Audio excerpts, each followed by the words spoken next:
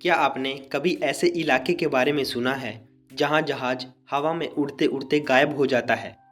समंदर में चलते चलते पूरा क्रू बिना किसी निशान के लापता हो जाता है। जी हाँ, एक ऐसा इलाका जो सालों से वैज्ञानिकों और आम लोगों के लिए एक रहस्य बना हुआ है। नमस्कार दोस्तों, चेतन जोन में आपका स्वागत है।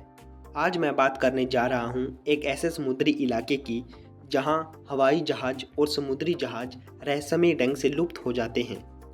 जी हाँ, मैं बात कर रहा हूँ बरमुंडा ट्रायंगल की। यह इलाका बरमुंडा आइलैंड, अमेरिका के मियामी और प्यूर्टो रिको के बीच फैला हुआ है। ये 3 पॉइंट्स मिलकर एक काल्पनिक त्रिकोण बनाते हैं जिसे बरमुंडा ट्रायंगल के नाम से जाना जाता है। यह इलाका लगभग 5 लाख वर्ग किलोमीटर में फैला हुआ है। इसे डेविल्स ट्रायंगल भी कहा जाता है। बरमुंडा ट्रायंगल की सबसे बड़ी घटना सामने आती है साल 1945 में। दूसरा विश्व युद्ध खत्म हुए कुछ ही महीने होते हैं। अमेरिका की नौसेना नियमित प्रशिक्षण अभ्यास करवा रही थी। फ्लोरिडा के naval air station fort Lauderdale से 5 crewman TBT Avenger torpedo bombers उड़ान भरते हैं। इस मिशन को फ्लाइट 19 के नाम से भी जाना जाता है। मिशन की शुरुआत होती है 5 दिसंबर 1945 को।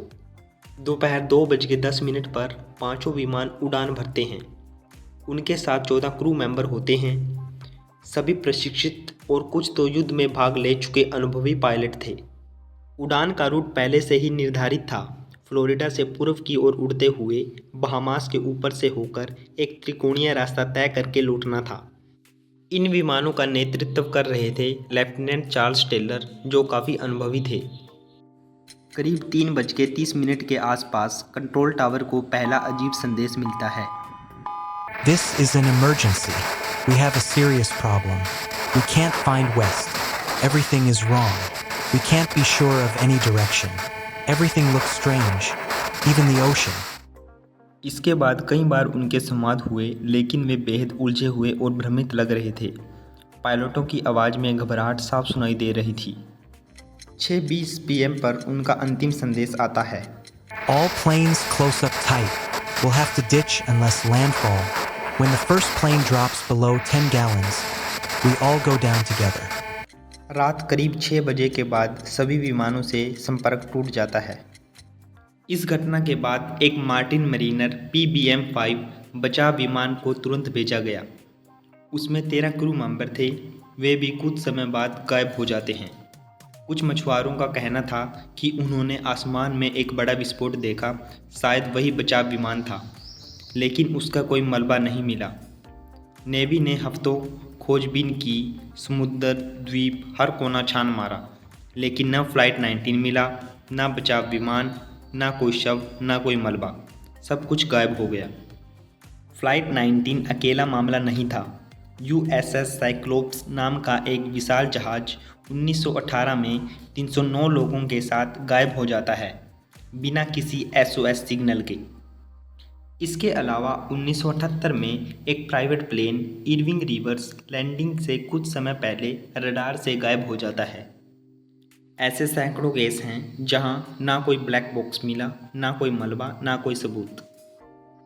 चलिए जानते हैं वैज्ञानिक इस रहस्य को कैसे समझते हैं।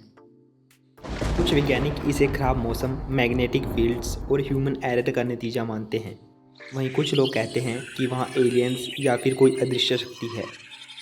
वैज्ञानिक इस घटना के पीछे पहला कारण खराब मौसम और समुद्री तूफान मानते हैं।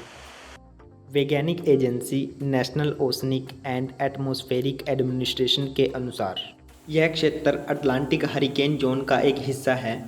हर साल कई तूफान इस क्षेत्र से होकर गुजरते हैं।